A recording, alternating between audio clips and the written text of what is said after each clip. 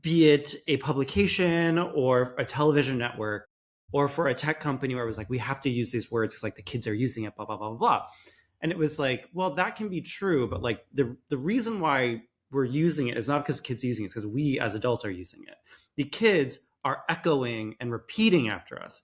And that I think is happening more and more now on like TikTok, for example. I mean, I think outside of maybe, well, technically no, is like outside of things like Italian brain rot and 6-7, and even technically that came from an adult. I was like, a lot of these things are happening in adult communities that then via TikTok, kids are watching it and then they become a great amplifier and it becomes a whole thing. But like that is a really interesting thing now, is that I don't feel that, again, I could be wrong, but I hear stories like this all the time. And it's like, well, adults were using that and kids are just now, they took it over because they heard it. And I don't think it trickles down more than it ripples up in a way that I think it used to ripple up more. And now it's like a lot more like young 20 somethings and college students are rippling up, and then it goes back down to kids. And then they really make it explode.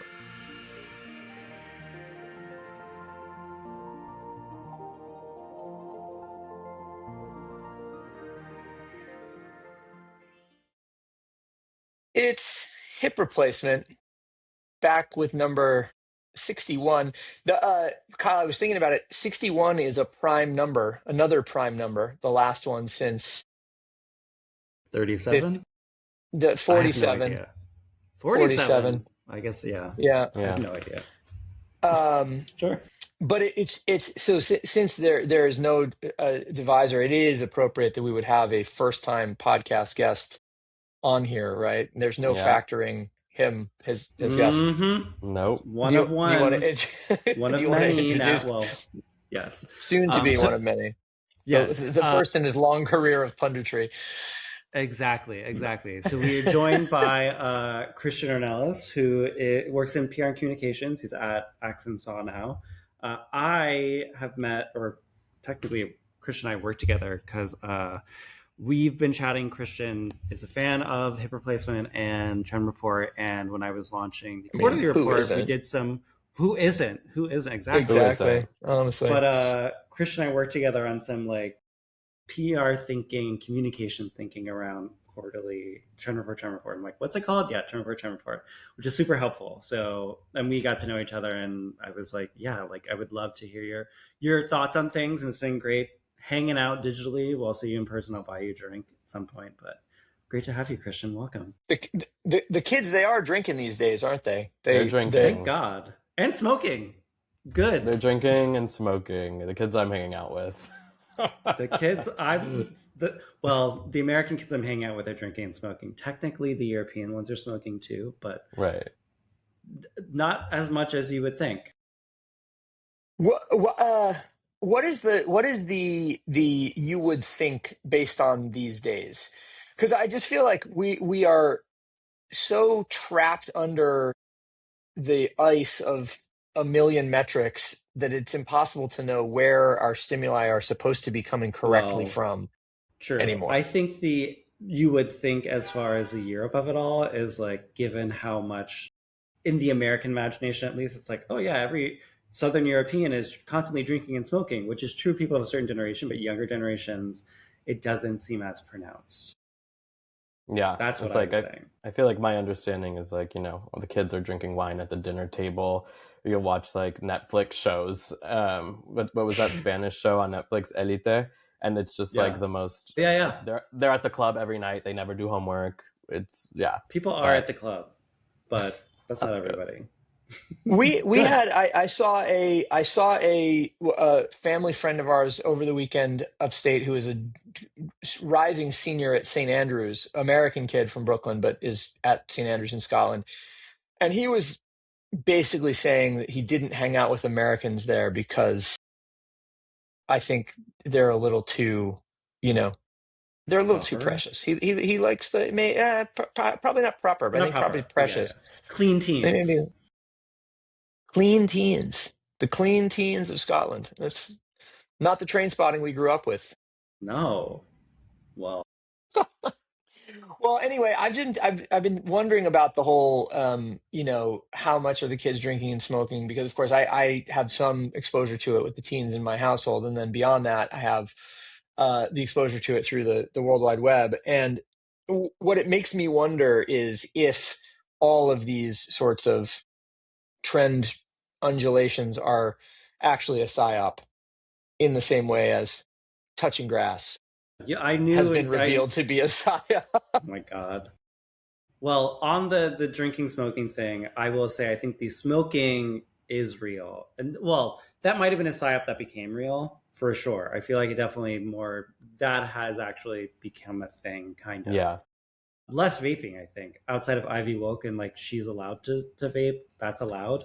But yeah, the drinking, I don't know. I feel like that was always the same, you know? Like I just think it maybe took different forms and maybe wasn't as indulgent. But people are, yeah. Yeah. Yeah. How about you, Christian? I'm interested to know what the kids around you are Actual saying. kids. I mean, high school kids now. I think people are just going out a little bit differently. It's like Totally. you're still drinking, but now there's even more things that you can partake in. Like if you Totally. have a big day the next day and you don't want to be super hungover, like maybe you'll do a little gummy of something.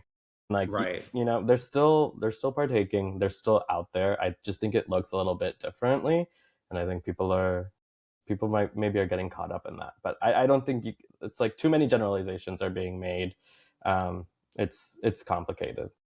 I 100% agree with that because I think that that conversation never, I think it's coming from a place of the beverage industry being like, we're suffering. And it's never like, oh, actually, they're doing gummies too, which, like, duh, like, obviously. Yeah. Sorry, Ben. Yeah. Well, no. I was going to say. I mean, it's funny because this particular kid's mom is a lawyer at a spirits company, and we were talking about that a little bit. And it's sort of like, yeah, some consumption is way down, but some consumption is not. And then if you look at malt beverages like Buzz Balls, for instance, like huge Up, growth, up.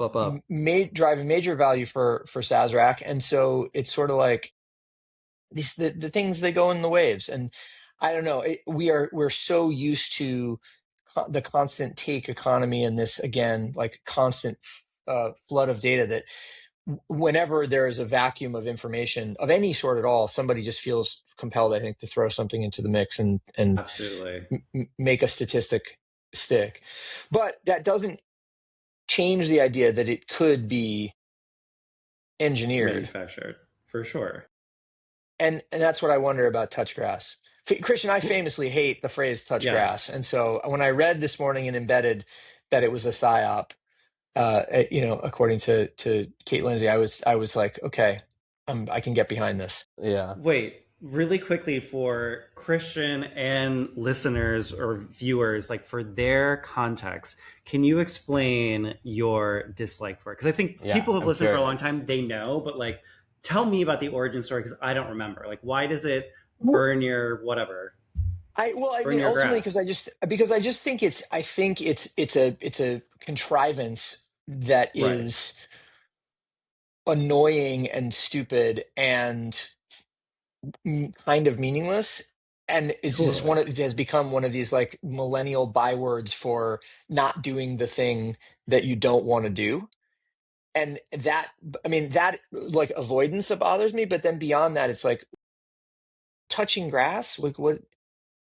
Touching grass as a byword to mean anything outdoors or anything that's not in front of a screen just feels limited, reductive, stupid, and dumb. I got adjectives all day about touch grass. I don't like it. I think I agree with you, but I think one thing that's interesting that I've been thinking about is that like people don't know what to do outside. And like I'm thinking a lot just like LA versus New York and the different ways that people interact outside. Like LA, it's what you can go on a hike, but people don't really hang out at the park. Whereas like in New York, you're going to the park and just that you're out there all day. But if you go on a hike, that's more of a trip that you're taking. Yeah, like, that's an experience. It's funny. I mean, I guess I mean, I think that's, look, is there a better way to describe the multitudes of ways in which we experience the real world? Sure. What I just wonder about it though is how the term took hold and why it resonates so deeply. And again, I come to it from the standpoint of having not grown up outside. It's not like I grew up in the woods or anything, but it Right. was like there was nothing else to do. So you go outside, right? And I guess it's that juxtaposition of indoor life, indoor behavior, helicopter parenting, whatever that happened through you know, the 90s and 2000s that has given us the resonance of this phrase. I don't know. I Is think, I that mean, is I that think it it? truly is because of COVID. Like, I think it was just like you got truly trapped in a screen, and it was like, you need to go touch grass, et cetera, et cetera. Cause like that was, because that phrase I think always sort of existed in, if I'm recalling correctly, in Black spaces and AAV, I think that had existed. But I do Really? think, Okay. I'm That's pretty news to me. sure. That's news to me. But the other side of that, I do think it got co opted in a way around that time to sort of be like, go out, like get off your computer sort of thing in a really contrived way. Like I do think that inclination you have about it in the way that it sort of became in culture is exactly what you said, Ben, and exactly what you think. But I think like it got corporatized really fast in a way that like other expressions weren't. But I think like to me, it's a reaction to COVID and a reaction to by city people, by like coastal elite people, which I think is also makes it more annoying because it's like guys, like stop, Yeah. like live a little, don't. Yeah. Well, Anyway. and do we need, I mean, do we need names and terms to understand this stuff, or can Right. we just sort of intuit it? And this brings me to the sister piece to it, which is the New York Times announcement over the weekend of the term ultra processed time, which is time that you spend on your screen, right? So they're trying to draw the analogy between ultra processed foods or heavily processed foods and heavily processed times, in that both of them are engineered for maximum um, instant gratification. And so both of them are equally deleterious in that fashion. I don't mind ultra processed time as a placeholder for now, but I have a feeling, especially because they're already tying it to touchgrass, that I'm going to start hating it a lot Yeah. soon. That's I think me it's performative, that phrase. Sorry, Christian. it is. No, it's performative, but I think that media companies and journalists are at fault. But also like brands, and when we're working on like, surveys and data and campaigns on the PR side of things, like we're keeping those angles in mind. Like what's the new Right. thing that we're gonna coin? And so like a lot of the research and data that I think help inform those like those pieces are actually like engineered to do just that. Yeah. And like that was the whole Sure, goal. sure. I Yeah. mean, The issue around it is that like it gets in the way of like because that ultra processed time thing, like that phrase fucking sucks and is annoying. Like no one's gonna, that's, you're trying to make fetch happen. Like no one's going to say that.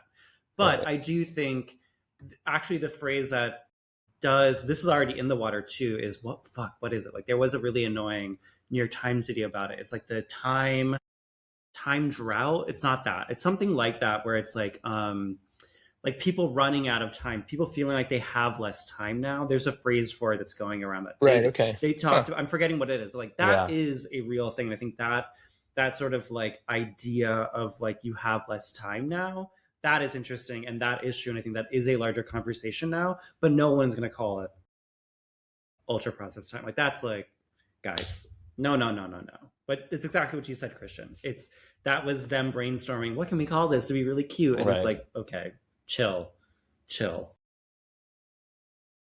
Yeah. Okay, good. I'm glad I'm not alone on this. It made me it made me want to get on my vibration plate and really like work out No, some I lymphatic system. it is becoming too much. And then I think there's also like an issue when these things start becoming like attributed to or as like characteristics of certain generations, and then it's like, well, then it's like, then it's just a pile on, and it's like, I don't know. I don't like Yeah, it. well, no, you're probably right. I am probably wrong to blame the millennials for touch grass, but it's how I associate accordingly. And Right. so, And that's fair. That's valid. That's If okay. we ruined it, if we made it stink, then that's okay. We should get blamed. Yeah, I will say my brother uses touch grass. He's like 12 years old, plays a lot of Fortnite and stuff, but like it's used in the not like in any intellectual context. It's just like, bro, you need to touch grass. Like go out, like get off of is Fortnite. that in as in Damn. just get a grip kind of thing? Yeah, it's like, yeah, exactly. Get a grip. You're Yeah, like losing which touch. is which is it's funny. It's like if hearing it come from AAVE, Kyle, if that in fact is the case, then it makes sense because that's a much more get a grip sort of usage of Yeah. it, and that as an exhortation doesn't bother me. The fact that it's used as this byword to mean like some sort of making healthy choices is Yeah. the thing that makes me No, that's annoying. Right. makes me crazy. Makes me crazy. I mean, that could just be the top of the bell curve of the phrase because, like, your 12-year-old little brother using it is a great way to use it. And that's actually, like, yeah, versus up here where it's like, fucking optimization culture Right. stuff. I'm always interested to know. I realize this isn't on the topic list, but just to ruminate a little bit, I'm curious to know, Christian, to what extent terms, at what point your younger brother, for instance, the Rubicon gets crossed and slang that is not for him or intended for him makes it into his world, right? Like Yeah. I was explaining Ferda to this I don't lawyer know over that the one. weekend. Yeah. No, you don't know Ferda? No. What's Ferda? Like Ferda Bros. So you're like, Oh. it's like, we're so Ferda, right? I'm so Ferda right now. My I'm so, God. I'm get ready to get Sendy, that kind of thing. And I'm just yeah, curious yeah, if yeah, that. yeah. Well, I feel, really quickly before you Serious producer continue on Campbell that, is probably going to tell me I'm using it wrong, but I think that's how it's supposed to work. this seems, for me at least, and maybe Christian, you have the same thing. Sorry, to be clear, it's Ferda Boys, not Ferda Bros. Sorry, Ferda I was Boys. using it Ferda wrong. Boys. Ferda Boys. Got Ferda Boys. Okay, I trust that is real. I trust all of that news to It's me. totally. But this seems like definitely a straight boy culture that has not hit my very queer world, and now it's hit my world. So thank you, Ben. Yeah.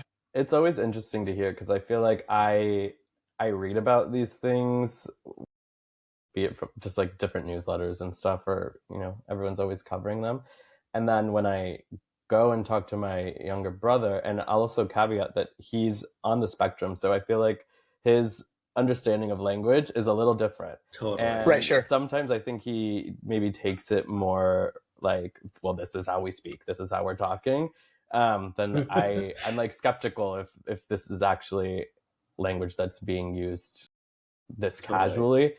But yeah, it's just interesting. I'll go back home or I'll talk to him and I'll drop some of these words that I know he's using, and he's like, how the hell do you know that? Like it's Mr. like, Lindsay on Instagram, man. It's Mr. Lindsay on Instagram.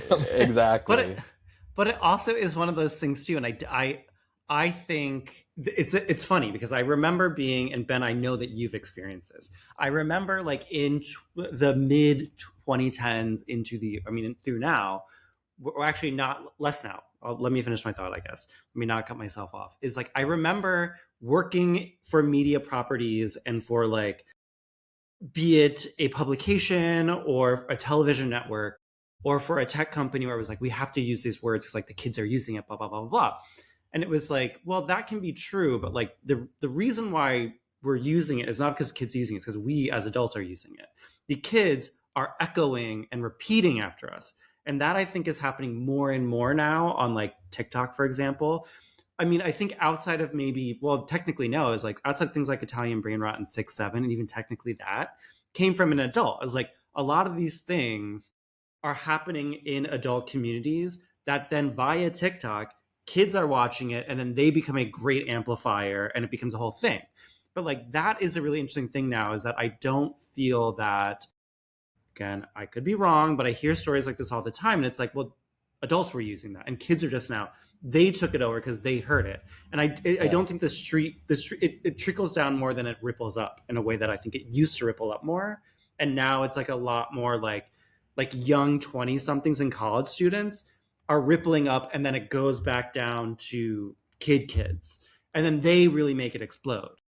Well, I mean, you could argue that there's a vector there of the the never end, the extended childhood, or the extended absolutely. like youth that now travels into our 30s. By the way, speaking of 30s, we're going to suggest a radical shift here. Okay. We talk because I want to talk about like privacy as a commodity, which is one of the things we talked about. But first, I just want to drop something on you quickly.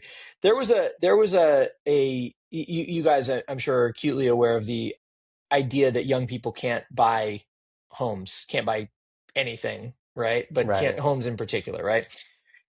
The median home age in 2025, first home purchaser in 2025 was 33 years old, according to some stuff I read last week. The median in 2000 was 35. That's crazy. So it's come down cuckoo over the last 25 years, which I thought, I mean, notwithstanding the fact that we are certainly in an affordability crisis, and housing in particular has spiked over the last couple of years, but it was kind of fascinating to think like there's a cyclicality to these trends that we often don't acknowledge, especially given the speed with which information comes to us. And I just thought that was an interesting thing. I don't know if that makes either of you want to, go out and buy a house anymore, so that you can, I mean, I wish that requires, meet the medium, beat the medium. like, that requires being able to afford it. Right. Which right. That is very interesting. I have not seen that yet. I definitely want to look that up. I would be intrigued, like, what are the numbers on that? Like, are there, like, I'm making this up, but like, was it 100,000 houses sold versus 500,000? Like, are the numbers a little bit lower, bigger? Like that, I'm curious about. But I also good question that I don't have an answer for right off the top of my head. Yeah, totally. I think I'm going to look that up later. Like it's funny because like I definitely, like, Christian, your reaction was my reaction, is like, who the fuck has a house? But then like when I was back in LA, and I'd been in LA in 4 years, I was kind of like shocked that like almost everybody I knew had a house.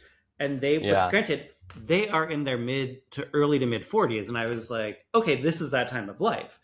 But like nobody, and I was in the younger side of these friend groups, like nobody in their 30s had one in a way. And I was just like, wow, like it's actually happening. Versus like, I actually don't know, when I compare that to like my New York friends, I don't think that most of them, I don't think that they own their places. But in LA, they have houses, which I was like, oh, we did it.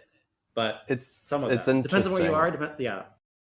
I feel like I only have one couple, a friend couple that like just bought their house not too long ago, and we were talking to them, and they pay like less than what me and my boyfriend pay in rent combined, or just like about the same thing. To be fair, they moved to Vermont. They left the city, moved to Vermont, and bought there. But I think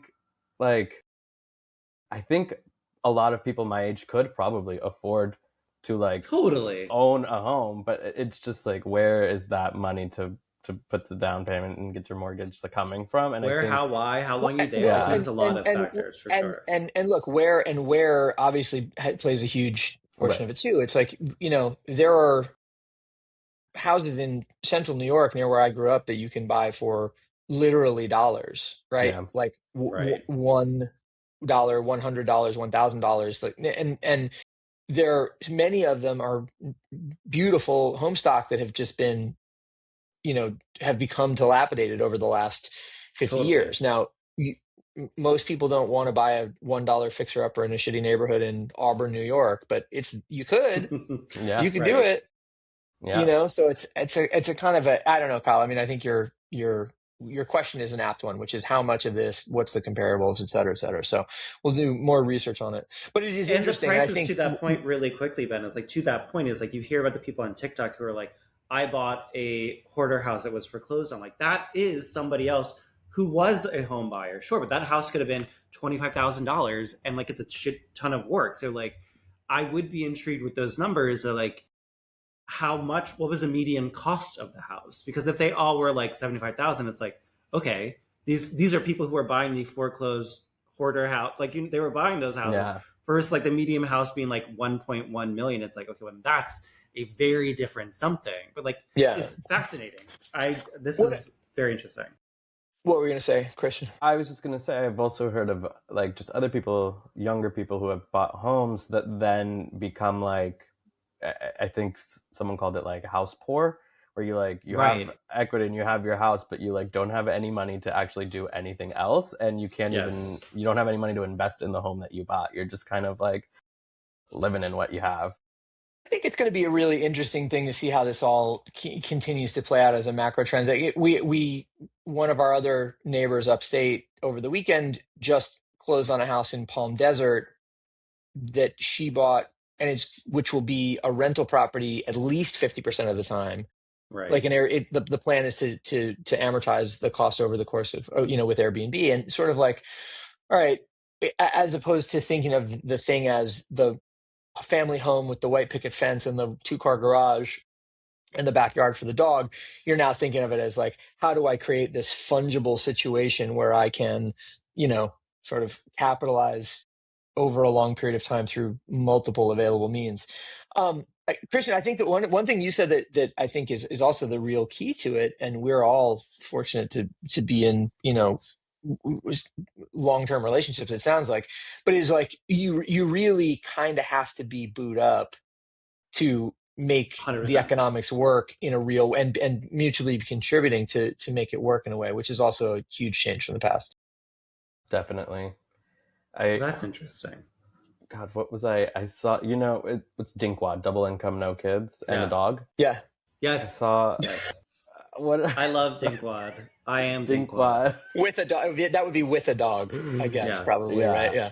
I'm not even remembering it right anymore, but I saw dual income, no kids with a dog. That's right. That would be. I saw a version from some gay person online, and it was like this, like twink thruples that are now like kind of positioning themselves as like triple income twinks, no whatever, with a dog. But yeah, I think Tinkwad. But even like I've talked twinkwads, yeah. Twinkwad. God, it sounds like a slur almost. The whole thing is bad. Whole thing is bad. But to your point about like reimagining different, not even just different pathways to ownership, but then once you have the house, it's like I've talked to friends. I feel like everyone always has this conversation with their friends, like, let's go in on a house on, some sort of property, and we'll convert it into a summer camp and it'll be utopia. But like, I've never seen that like leave a conversation. Like, what does that actually look like? What's really funny? So Marcella, my wife, Christian, went to get a new phone the other day at the Verizon store, and in the Verizon store, this is going to make sense in a second, I promise. In the Verizon store, there's a picture, and she's like, "Did you see John Santos in the picture here?" What are you talking about? There is a picture of my friend John Santos, welcoming people to a dinner along a big table at his house, which was a shared house upstate, which is why this makes sense. Yeah. But it's like, maybe we figure out the alternate monetization is we stage photo shoots and then license the imagery to major corporations. It was funny though. I ran into Peter, the photographer Peter Sutherland is in the photo, and I said, "Peter, have you ever seen this?" He's like, "Nope. Never seen any of it." So funny. That's hilarious. It's really fun. But imagine walking into the Verizon store and there is a photo of 6 of your friends sitting around a table, and none of them have any. That seems like a Black Mirror episode where it's like, what am I doing here? Why am I in this? Yeah, exactly. Damn. It makes me think. I'm curious. This is kind of off topic, but just thinking about like, it's so funny, like the stage photo and the content of it all, the monetization. I've noticed a thing when I hang out with my friends, and we all kind of work in like PR, comms, or some adjacent field.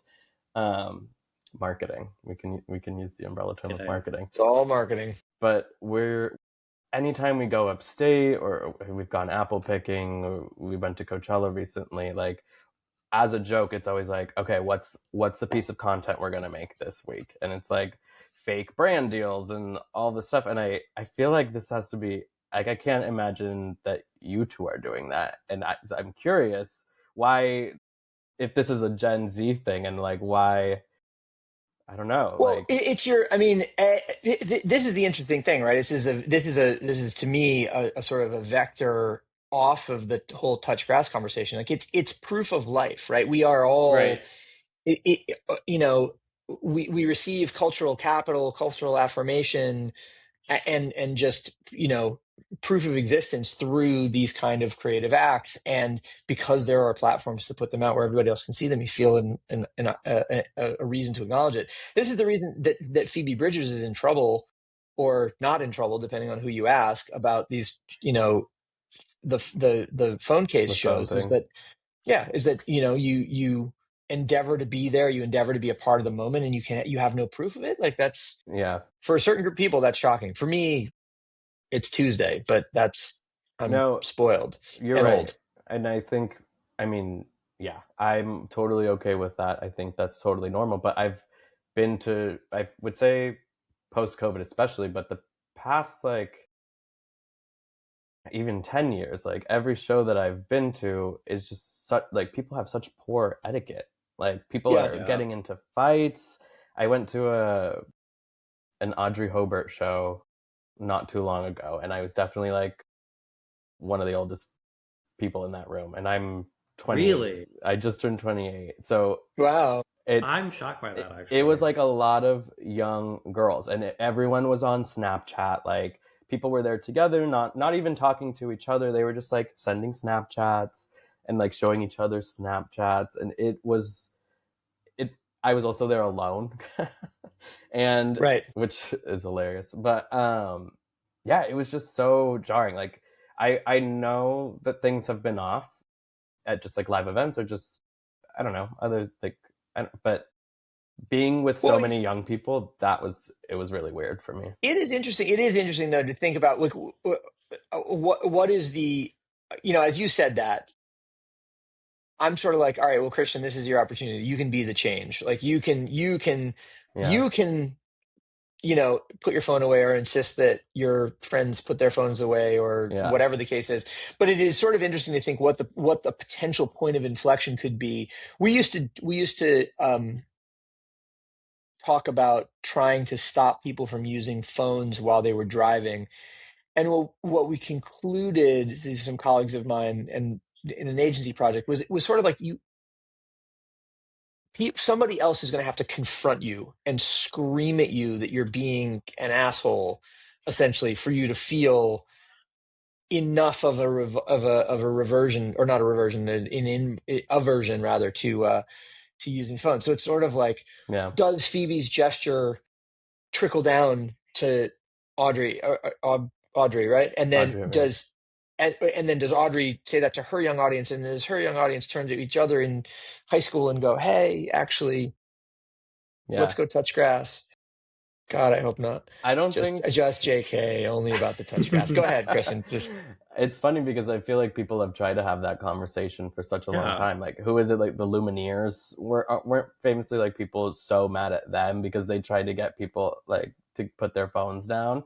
And in a way, it does sometimes like come off as condescending. But to your point, I think if the artist is asking that of you, like, you should listen, Yeah. and just like, it's their show. You're supposed to be a fan, and I think there's been really like bad examples that or like just sad examples. I think like during Claro's, not this last tour, maybe like 2 or 3 tours ago, like, she would have to end shows constantly like midway through because she would have so much anxiety because of the way people were engaging with her. Like, people wow. were shouting, you know, we're showing like just such poor etiquette. And it's like, I don't know, these parasocial relationships, it's like, Yeah. I, what are It, we not it, getting? it, Yeah. it's funny, Kyle, because that's one of the topics that we, wanted to touch on, was the idea of privacy and management thereof, right? On a day when Apple is about to announce a new powered Siri that's more run off a local language model on your phone while also out farming the big AI decisions out to Google Gemini, we're in a weird liminal space around privacy. And Christian, one of the things you said in the email that we're all on is like, I don't know if anybody around me really cares very much. I mean, I'm putting words in your mouth there, but correct me if I'm wrong. That seems odd, and yet it also seems inevitable that you would just sort of give up because the eyes are all around us, you know?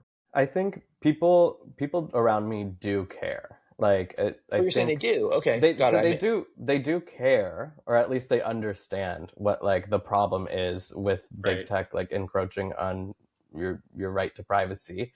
But like, I'll give a really specific example. Like, my boyfriend is a tattoo artist and gets all of his business on Instagram. It's like, if he can't leave the platform or else he loses his customer base. And so what can he do? Even if he agrees that, like, you know, Meta is, even if he hates Meta, he can't leave it. And I think that's just one of the things. I think there's a lot of just like, just a lot of convenience that I think people don't really want to. Well, the other question too is, it's like in a massively in a massive data set, your data becomes less significant, right? And so at a certain point, you sort of go, you know, so what if they're, you know, looking at the websites that I visit, or so what if they're listening to my phone calls, or so what if they're have a drone flying over my house? Like, they've got a drone flying over everybody's house, so NBD, it'll be fine. Right. I mean, I'm gonna make friends with my drone. We're not doing anything bad, like that bad, right? Like, I can't imagine that. I'm not. I promise. Yeah. If just to whomever's listening, I am not doing anything bad. So just you know. That'll do it. That solved it right there. They're not going to listen anymore. Yeah. Now they don't care. It's the broader implications, and I think I've kind of like privacy pilled myself. Just I was watching just like a series of like really scary documentaries, like Laura Poitras' Citizen4 with Edward Snowden. We just watched one not too long ago at Angelica. It was like a new Julian Assange documentary, The $3 Billion Man or something like that. Okay. And just all these things, I think like what my takeaway from consuming all these different types of media and what I believe is that like the biggest concern isn't that like they're going to see what I'm searching, or like they're going to use it to sell me something. Like, big picture, I'm worried about like down the line, like not even revolution. I'm not like going to claim to be leading the revolution or anything, but like the government and big tech has become too powerful, and it's like we don't have access to the tools that could like protect us from like, you know, something really bad. And that's what scares me, but I don't think that like it's not really super actionable. Like, I don't know what to do about that. I take little measures, like, you know, I have my VPN. I try to not use Google. I am for this stream because Riverside said that it needed to. Oh boy, needed Chrome, but like I try to get out, and we suck you back in. You try to get out, but there's little things. But then like, I don't know. It is inconvenient. Like, some of the privacy first browsers that I use do just have such bad like search results. Like, I'm not finding what I want to find. Look, I just switched to DuckDuckGo, and like after doing Ecosia, and like Ecosia sucks. Love what they do, but it sucks. DuckDuckGo, a little bit better. I feel like I'm searching in an alternate universe, but it's fine.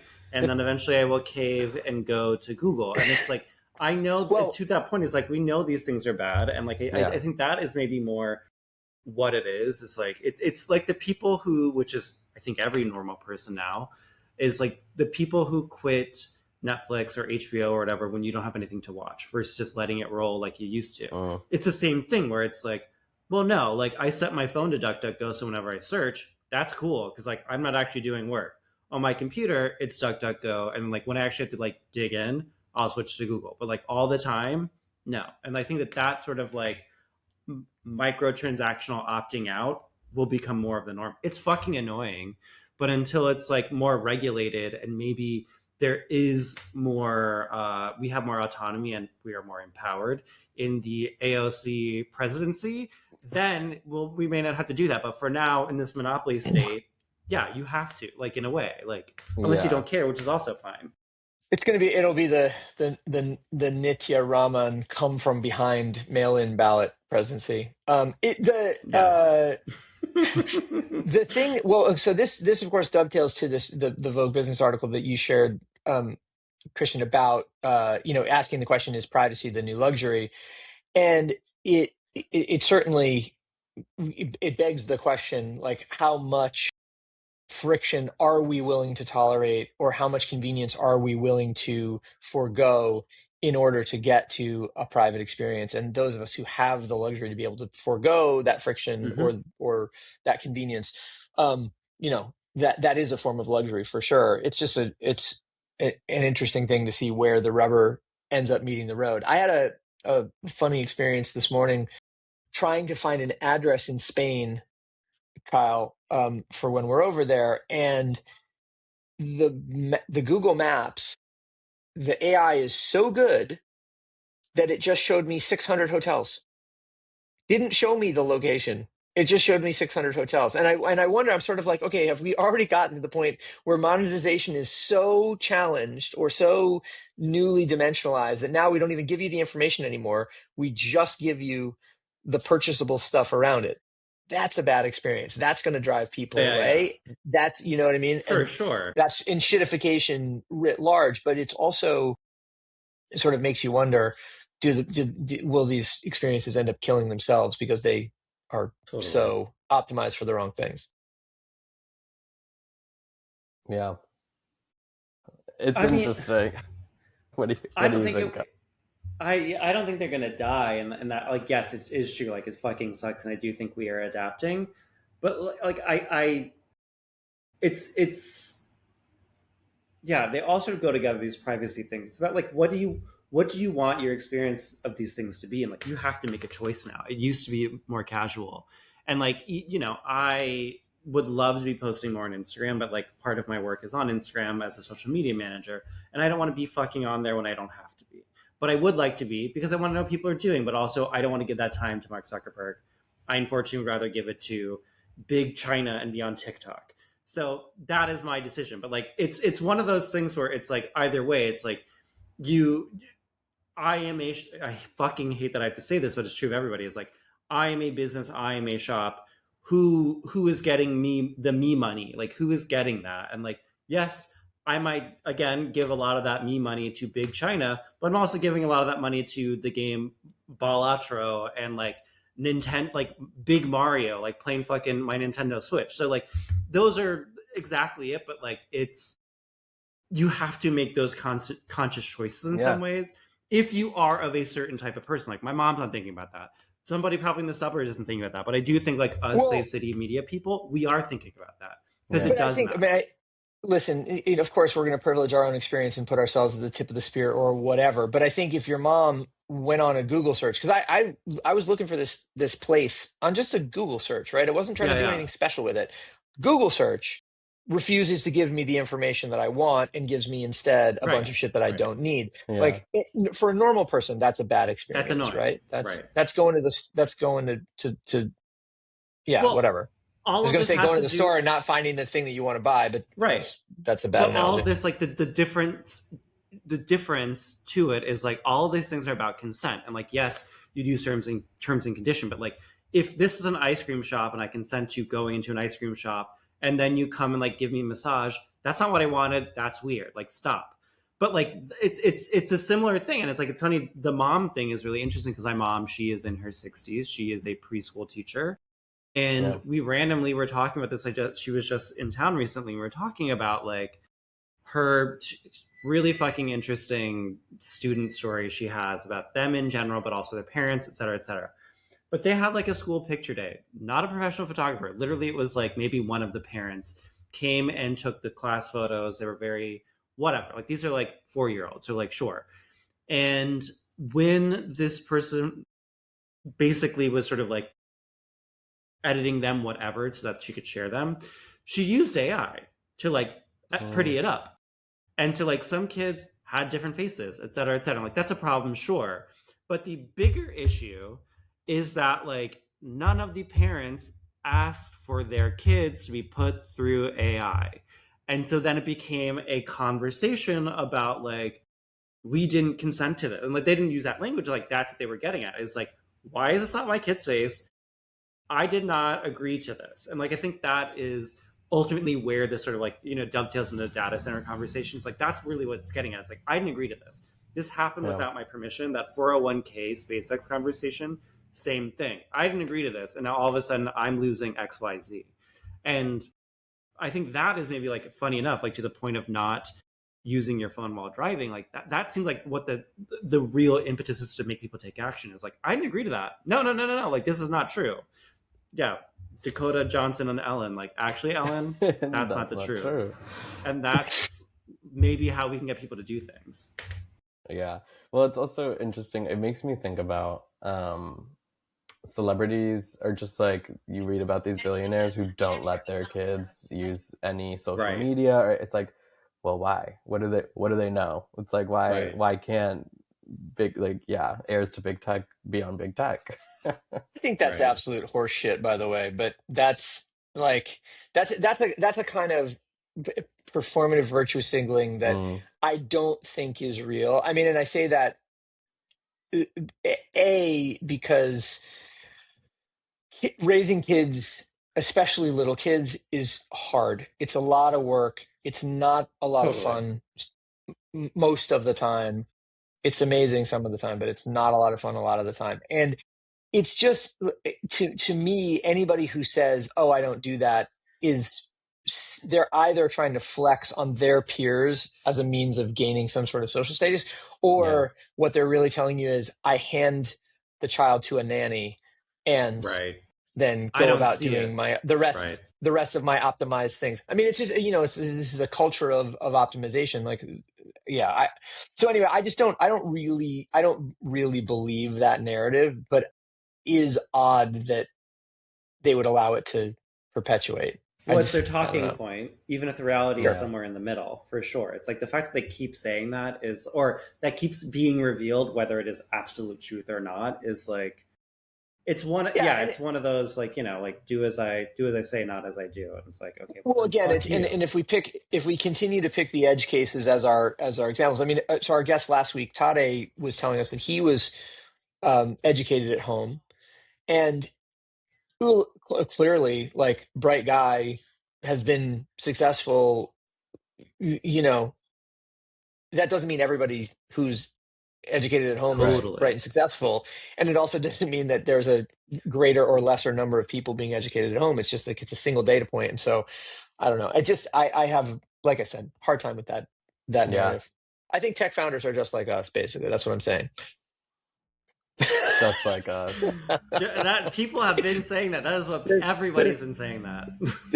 Sam Altman, just like us.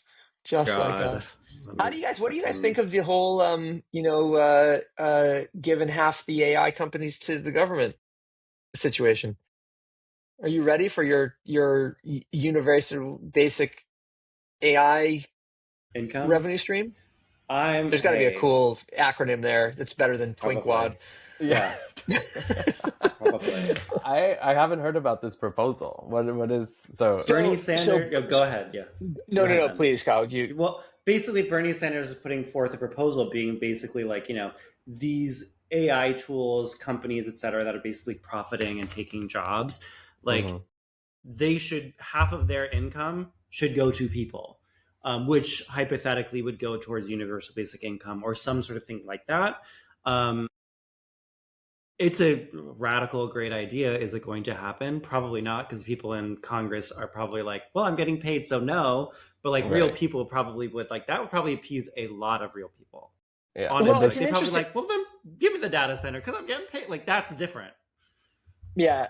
it's an interesting it is an interesting thing, and like we've talked about it previously, but those sorts of um pooled pooled resource for individual payment that range from the way that citizens of the Gulf states make a share of oil revenue through to the way that American Indian reservations sometimes Right. pay uh, gambling revenue, or the citizens of Alaska get petrodollars as well. Like the there are models by which this could work. The thing that was interesting about this is that Bernie Sanders proposed it, and he made the analogy to President Trump demanding 10% of Intel as an investment. President That's Trump then was like, oh, that's kind of, yeah, he's like, yeah, we're going to look into it. So then you got Bernie Sanders and President Trump on the same side of an issue, which is remarkable. And then Sam Altman apparently over the weekend came in and said, like, he'd look at it. So you're like, fuck him. is this, well, but this is the point, right? Between grandstander number 1, 2, and 3, like how much, at what point does a double negative, triple negative become a positive? It's like we're also or return to a negative again. You know what I mean? Right. Yeah. We're also banking on OpenAI actually panning out, which like that is still to be determined. I think like it can show you 600 hotels if all you want to do is find a place in Spain. So that was Gemini, to be fair. Anyway, sorry, Kyle, go ahead.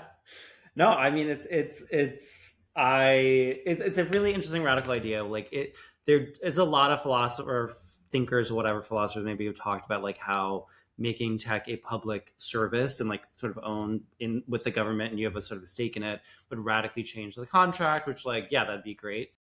It's the same thing of like all AI. Is this good? Sure. Like, but like all AI things is like to be determined. Like we don't know.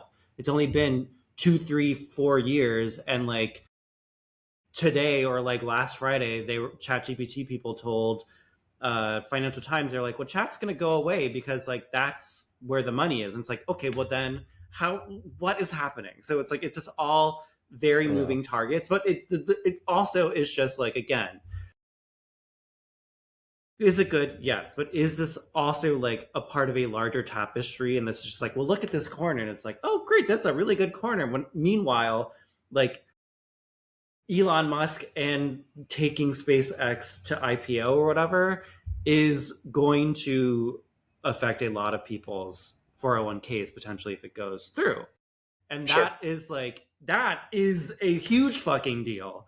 And so like something like that is like, yes, I hear you, Sam Altman, or fuck Sam Altman, but I hear you, Bernie, like that's great. But also like we need to be talking about this. I feel like Elizabeth Warren is gonna like come out any day now and be like, actually, and I'm like, yes, you go, girl. But like that is all these things go together, and it's like, wait, I didn't ask for this. What are you talking about? Yeah, I suppose. Well, listen, as we sort of come to a close, there is one other truth teller who we didn't ask for that I want to discuss with you guys, because I'm not really up to the latest on this. But Hunter Biden, apparently, new internet truth teller, but I don't know the story. Please tell me. Please tell me.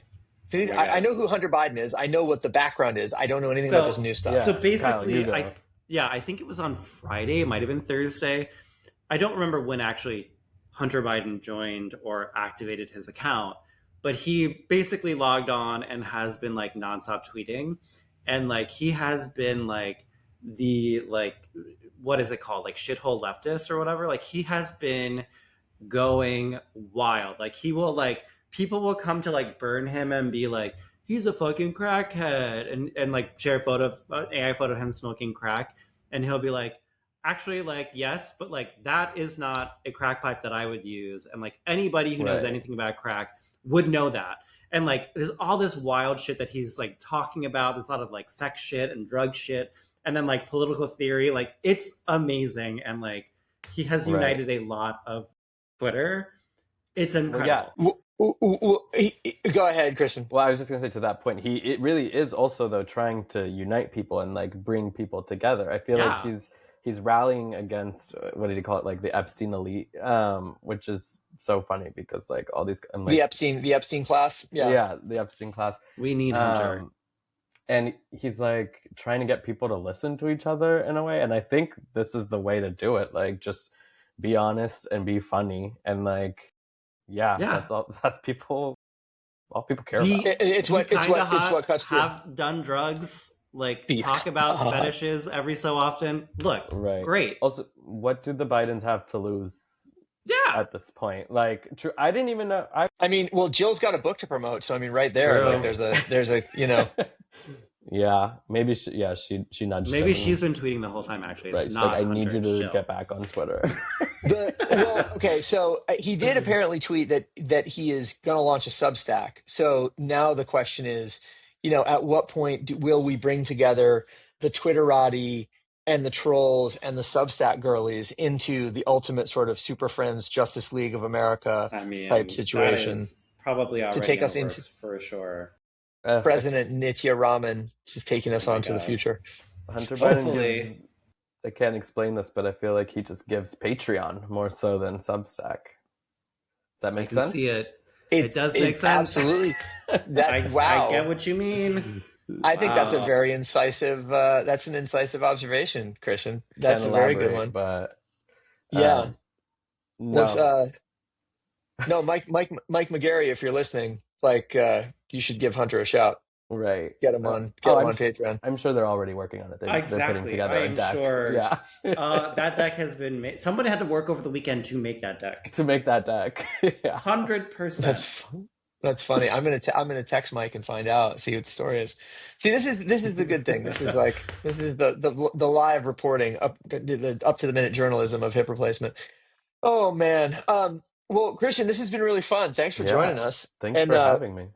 But I also have to compliment your Vampire Weekend scarf. I spent a lot of time listening to Vampy Weeks over the weekend. I don't know how much of that was in frame because it's like concise, but yeah, I need to. I'm a fan. I'm on the record. Fan from the first. Fan from the first. It's I've been with them for a while now too. It's the lore runs deep. Okay. Yeah. I love that. Kyle, conspicuous by his absence of conversation around Vampire Weekend. I have no thoughts. I could not tell you Vampire Weekend song. I'm sorry, bro. Whoa. I'm gonna play you the cover of Peggio, and it's gonna blow your mind, bro. I'm so sad. I'm sure I have heard a lot of it actually because Bobby has listened to them. That was not my journey. I was like, I was in like Berlin in my mind listening to like minimal techno, so like Shuffle House. Yeah, they're kind of like the Michael Meyer set. Exactly. Yeah. Compact. You're good.